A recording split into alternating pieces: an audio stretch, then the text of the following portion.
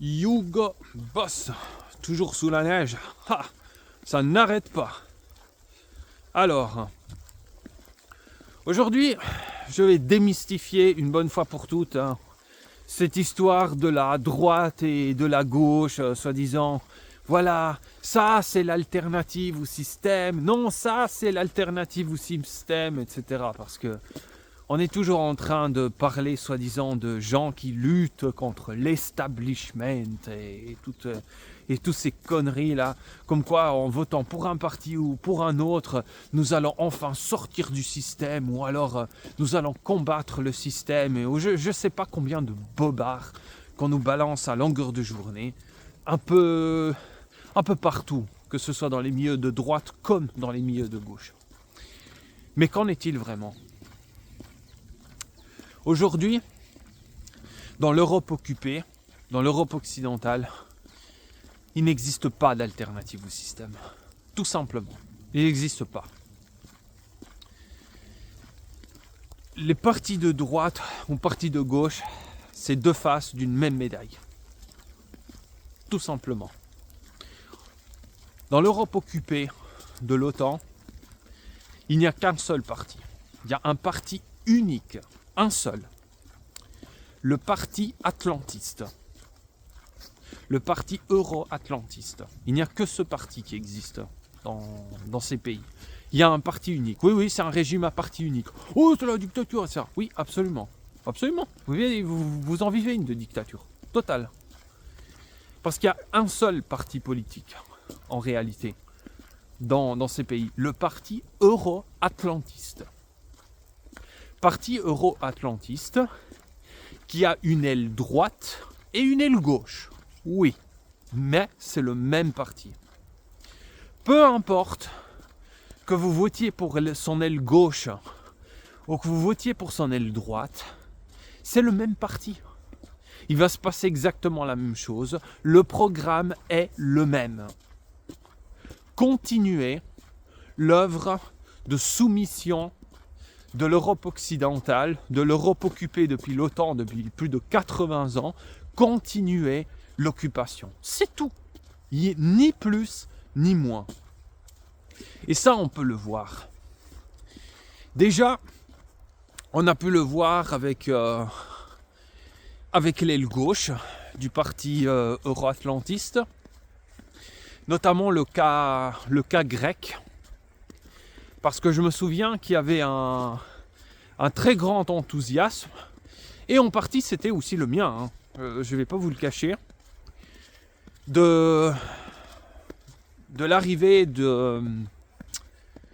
d'Alexis Tsipras en Grèce. Syriza, le fameux parti de gauche, n'est-ce pas, avait gagné. Alexis Tsipras était arrivé au pouvoir. Et là, il avait fait vraiment de grandes promesses. Il avait dit, voilà, maintenant, nous allons nous battre là contre le FMI, contre Bruxelles. Nous allons pas adhérer au régime d'austérité imposé par la Banque Centrale Européenne. Nous n'allons pas payer, et ainsi de suite. Et jusqu'à un certain point, ça semble être le cas. Il avait l'air vraiment déterminé à ce que la Grèce ne paye pas pour sa dette, pour tous ses problèmes de dette. Parce que voilà, ça aurait poussé le pays à avoir encore plus de problèmes qu'auparavant.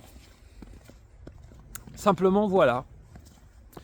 À un moment donné, il finit quand même par capituler. À un moment donné, les accords sont quand même signés.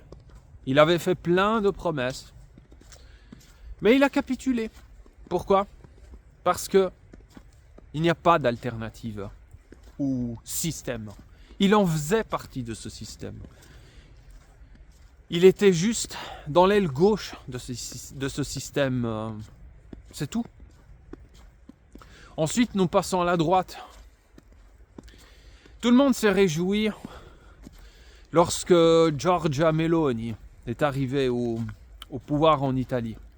Ah, finalement, finalement les embarcations là, de migrants, on va tous les foutre dehors. Ils ne viendront plus en Italie. On va bloquer tout ça. On va aussi organiser l'Italicite. On va sortir de l'euro. On va reprendre la lire. Enfin, toutes des promesses faites par elle, faites aussi par le mouvement 5 étoiles, aussi faites aussi par comment il s'appelait, mince, maintenant.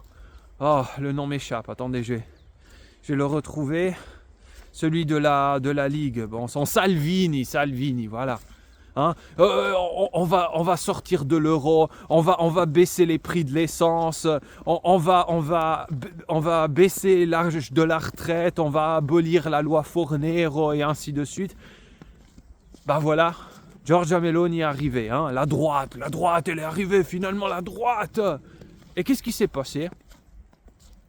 Rien. Rien. À un moment donné, les flux migratoires et les bateaux ont même augmenté plus que d'habitude. L'essence est toujours aussi chère. Le coût de la vie en Italie est toujours aussi cher. Tout le monde fout autant le camp qu'avant d'Italie parce que ça devient invivable, parce qu'on dirait bien plus un pays des Balkans qu'un pays de l'Union européenne. L'Italie est en train de se balkaniser complètement, c'est-à-dire avoir un coût de la vie absolument exorbitant face à un coût de la vie d'un pays d'Europe du Nord face à des salaires de misère, et les jeunes continuent de fuir. Et moi je peux vous le dire, parce que je donne des cours de français en ligne, essentiellement à des italophones, puisque je suis bilingue, et ils ont juste une envie, les jeunes, c'est de foutre le camp. Ils me demandent de l'aide pour aller en Suisse, pour aller aussi essentiellement en Suisse, mais aussi parfois dans d'autres pays. Ils me demandent de l'aide pour partir. Les jeunes Italiens, ils n'ont qu'une seule envie, c'est de se tirer. Droite, gauche, même tabac. Il n'y a rien qui a changé. Une fois de plus, pourquoi ? Là, on a vu aussi le comportement justement de la Meloni.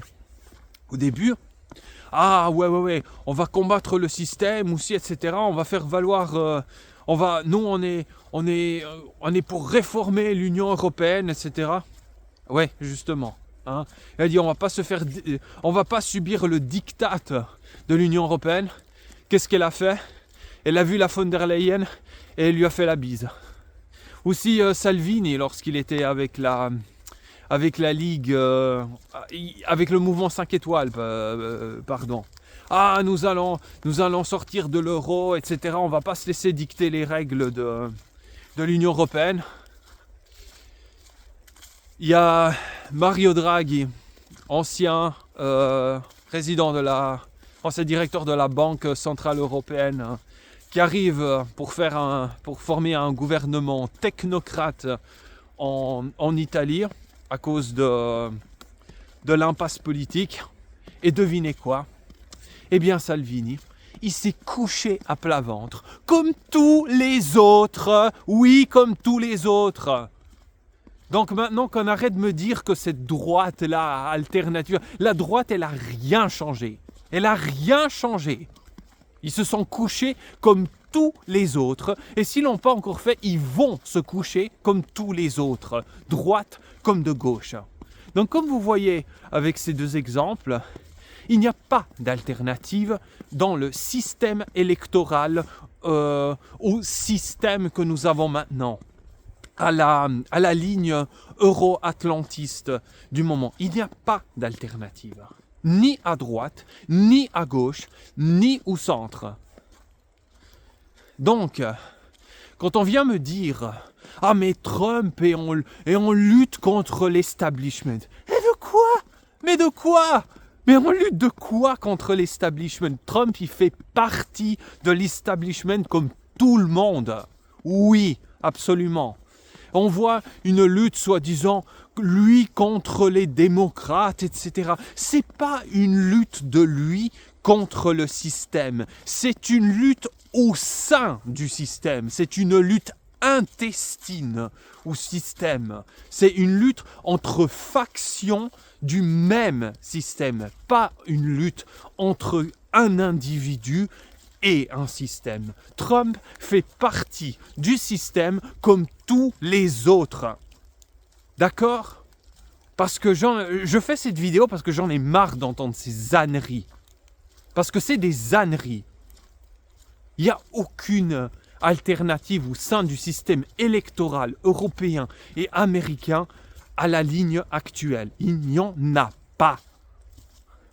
Ils sont tous pro-atlantistes, ils sont tous pro-américains, ils sont tous anti-russes, ils sont tous anti-chinois et anti-reste du monde, en clair. Anti tout ce qui n'est pas pro-américain.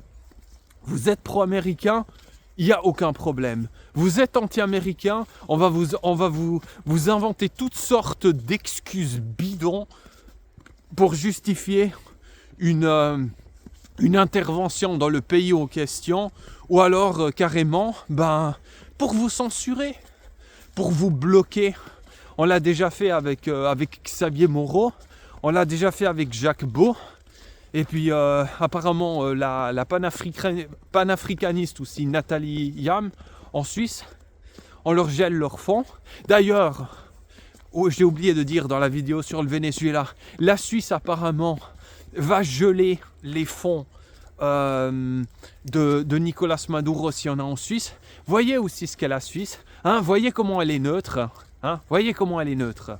Hein, elle obéit au doigt et à l'œil à l'Union européenne. Et d'ailleurs, il y a un adage que j'aime bien qui dit « Avez-vous remarqué comme le mot neutre est très proche du mot pleutre ?» Oui, absolument. Et c'est pas par hasard. Oui, c'est totalement voulu. Donc comme vous voyez là aussi la Suisse et sa neutralité, la neutralité de la Suisse elle n'existe pas. Et ça fait 30 ans ou plus qu'elle n'existe pas. La Suisse n'est pas un pays neutre. D'accord ? Elle non plus. Donc c'est là que vous voyez. Vous êtes avec eux, très bien. Vous êtes contre eux, on va vous scier en permanence. Donc ne venez plus me dire, voilà, ah mais lui il est différent, lui il est contre les systèmes. Non, ils le sont tous, ils sont tous part de ce système. C'est tout le même parti euro-atlantiste. Il y a son aile gauche et il y a son aile droite, c'est tout. Si vous pensez qu'en votant pour un certain candidat, il y a les choses qui vont changer, il n'y a rien qui va changer. Il n'y a rien qui va changer. Le changement, il viendra peu à peu, probablement par la rue, par des gens qui ne sont pas à l'intérieur du système électoral. Il y aura probablement une sorte de société parallèle de gens qui en auront marre qui va commencer à se construire. Un ras-le-bol général. Mais dans cette caste-là, personne n'a intérêt à appliquer des changements. Pourquoi ? Parce que s'il y avait des changements, ce serait contre eux, ce serait contre leurs intérêts. Donc ne comptez pas sur la caste de ces politicards pour changer quelque chose dans mon vie. Ils ne vont rien changer. Il y a deux possibilités. Soit vous restez, vous vous adaptez et vous faites comme vous pouvez pour survivre, soit foutez le camp, tout simplement. Allez ailleurs. Allez dans des pays où on ne vous emmerde pas. Tout simplement. Et où le fait que le coût de la vie soit plus bas, ça vous permet de mieux vous en sortir. C'est tout ce que vous pouvez faire. Et aujourd'hui, il n'existe aucune force dans la zone euro qui puisse provoquer, disons, une révolution. Il n'y en a pas, parce que tout est déstructuré. Parce que justement, cet individualisme, ça a beaucoup servi le système. Parce qu'une société individualiste est une société fragmentée, justement, qui ne s'unit pas, qui ne s'organise pas et qui ne combat pas. Est-ce qu'un jour, ça va arriver ? Je ne sais pas. Pour le moment, ça n'a pas l'air. Mais en tout cas, cessez de croire aux illusions, et la droite et la gauche. C'est la même chose. Ils vont vous envoyer balader exactement de la même manière, y compris le centre. Donc voilà, vidéo pas forcément très, très optimiste, mais très réaliste, malheureusement. Voilà, c'est tout pour cette fois. Likez si vous avez aimé la vidéo. Ça peut être peu pour vous, mais c'est beaucoup pour moi. Ça m'aide à ce que l'algorithme me propulse vers le haut et à ce que je puisse atteindre un public de plus en plus vaste. Abonnez-vous à la chaîne pour ne pas louper les prochaines vidéos, toujours aussi impactantes et toujours aussi brutalement honnêtes. Et puis, partagez-la avec quelqu'un à qui ça pourrait plaire, ce contenu. Et je vous dis à la prochaine vidéo, toujours aussi impactante et toujours aussi brutalement honnête. À bientôt.